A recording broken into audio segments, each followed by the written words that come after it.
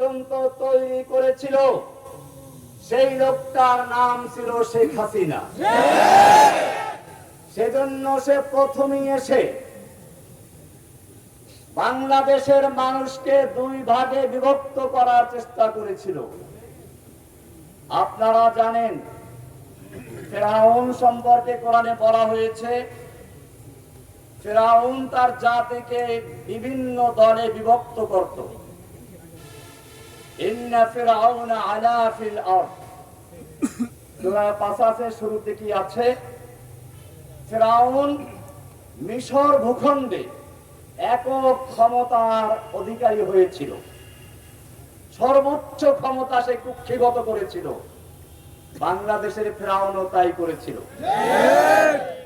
এরপরে বলা হচ্ছে ওয়াজআলা আহলাহা শিয়া, সে মিশরের জনগণকে বিভিন্ন দলে বিভক্ত করেছিল।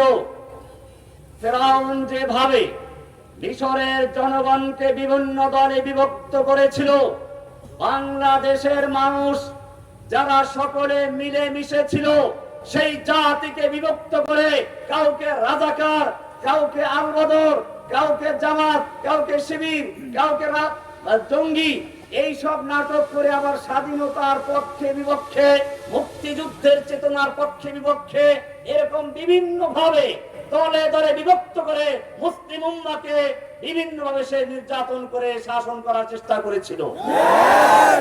যার কারণে আপনারা জানেন, প্রথমবার যখন এই হাসিনা ক্ষমতা এসেছিল, এদেশের লক্ষ ওলামায়ে কেরামদের উস্তাদুল আসাতিজা শাইখুল হাদিস আল্লামা আজিজুল হক সাহেবকে জেলে পড়েছিল।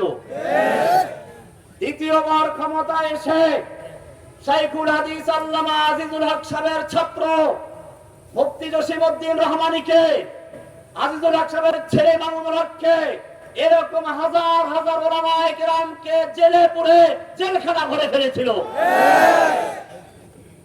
আর জঙ্গি নাটক সাজিয়েছিল। আমাকে বলা হয়েছিল আনসারুল্লাহ বাংলা টিমের প্রধান। আমি সাংবাদিক ভাইদেরকে স্পষ্ট বলতে চাই, জসিমউদ্দিন রহমানী কোন গোপন সংগঠনের লোক ছিল না। তার প্রত্যেকটা বক্তব্য ছিল প্রকাশ্যে।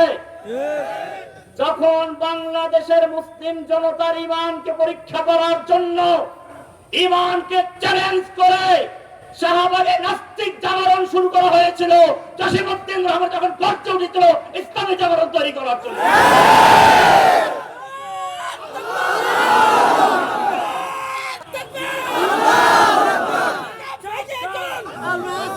জঙ্গি নাটকের দিন শেষ,